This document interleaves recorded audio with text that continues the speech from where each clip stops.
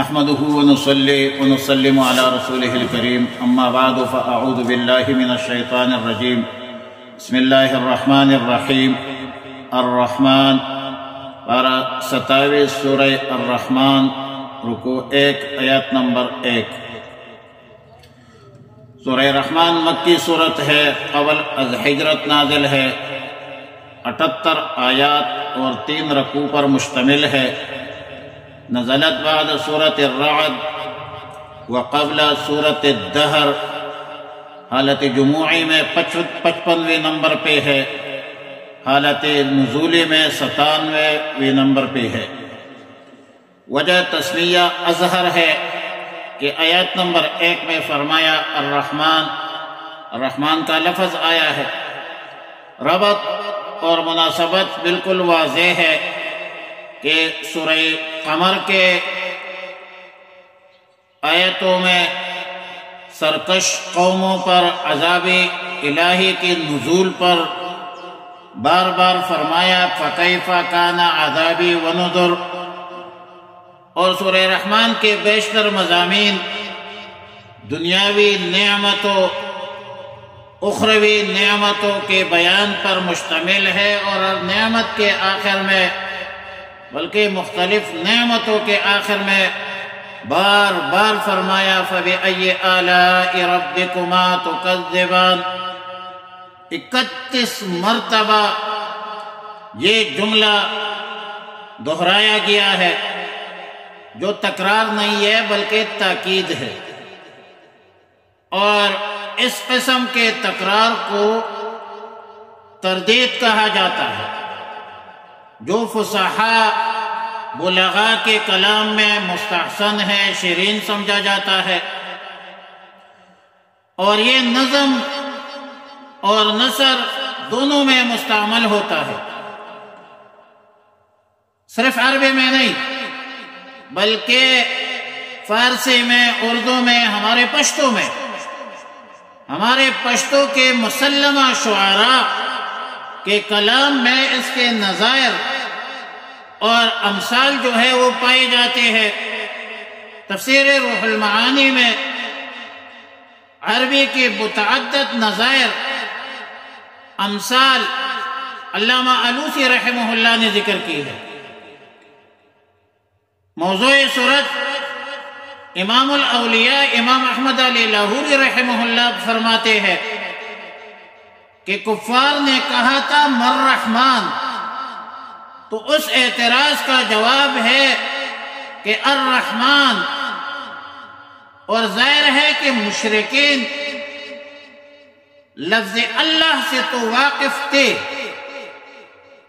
لیکن رحمان کے لفظ سے بالکل ناواقف تھے، حالانکہ رحمان کی صفت ایک درجے میں اسم ذات کے قریب ہے۔ اور سورہ اسراء کی آیت ہے، سورہ بنی اسرائیل کی آیت نمبر 110 کہ قُلِ ادْعُوا اللَّهَ أَوِ ادْعُوا الرَّحْمَنَ، اللہ کو پکارو یا رحمان کو پکارو۔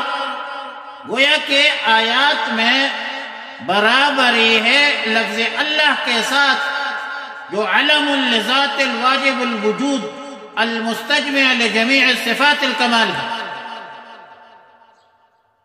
سورہ فرقان کے آیت میں، آیت نمبر 60 میں فرمایا وَإِذَا قِيلَ لَهُمُ اسْجُدُوا لِلرَّحْمَنِ قَالُوا وَمَا الرَّحْمَنُ، جب مشرکین کو کہا گیا کہ رحمان کو سجدہ کرو، تو مشرکین نے کہا تھا کہ وَمَا الرَّحْمَنُ، رحمان کیا چیز ہوتی ہے؟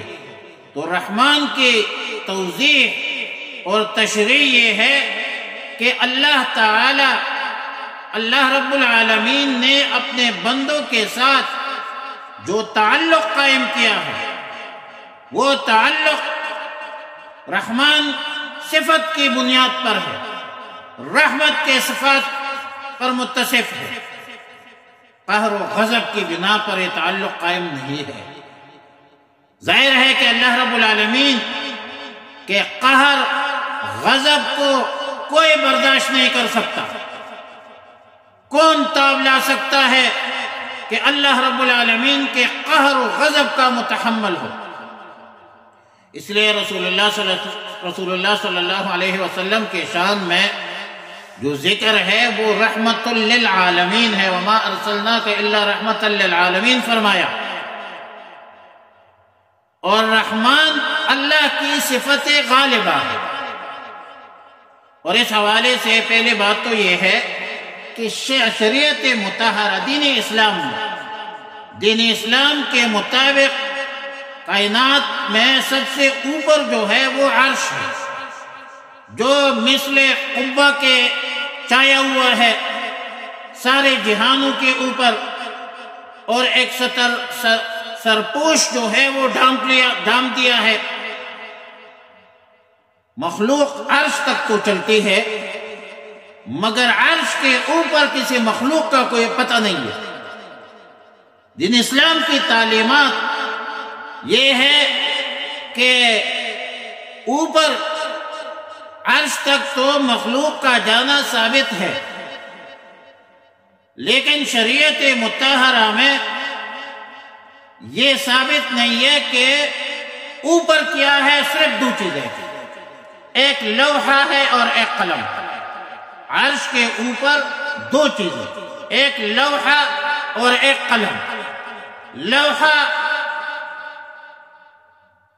اور جو تختی ہے، اس پر لکھا ہے کہ ان رحمتی سبقت علی غضبی، میرے رحمت غالب ہے میرے غضب پر۔ گویا دستاویز کے طور پر کائنات عالم کے بادشاہوں کے بادشاہ نے لکھ دیا ہے کہ میرے مخلوق کے ساتھ میرے پالیسی رحمت و شفقت کی ہوئی، تاکہ مخلوق مانوس اور مربوط ہو۔ اور تعلیم یہ ہے کہ قہر، غضب، امریت، ڈکٹیٹرشپ، جبر، تسلط، بربریت، ان چیزوں سے زبردستی سے کسی بات پر دل آمادہ نہیں ہوتا۔ آپ دلیل سے کسی کو قائل کر سکتے ہیں، بدماشی سے قائل نہیں کر سکتے۔ دل آمادہ ہوتی ہے رحمت سے، شفقت سے۔ رحمت اور شفقت کی بنیاد پر، دلیل کی بنیاد پر دل قبولیت پر آمادہ ہو جاتا ہے، لیکن جبر اور بربریت پر آمادہ نہیں ہوتا۔ یہاں تک کہ اللہ رب العالمین کا جو عرش پر جو استوا ہے، وہ بھی رحمان کی صفت سے ہے۔ صفت قہار جبار سے نہیں ہے۔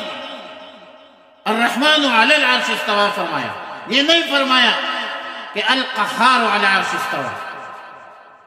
اور استوا تو ظاہر ہے کہ متشابہات میں سے ہے، الاستواء معلوم وکیفیتہ مجہول والسوال عنہ بدعہ۔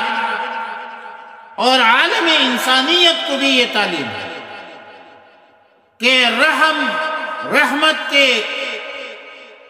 طرف راغب ہے، رحمت کی تعلیم دی ہے، شفقت کی تعلیم دی ہے۔ رسول اللہ صلی اللہ علیہ وسلم نے فرمایا لا یرحم اللہ من لا یرحم الناس، کرو تم مہربانی اہل زمین پر، خدا مہربان ہوگا عرش بری پر۔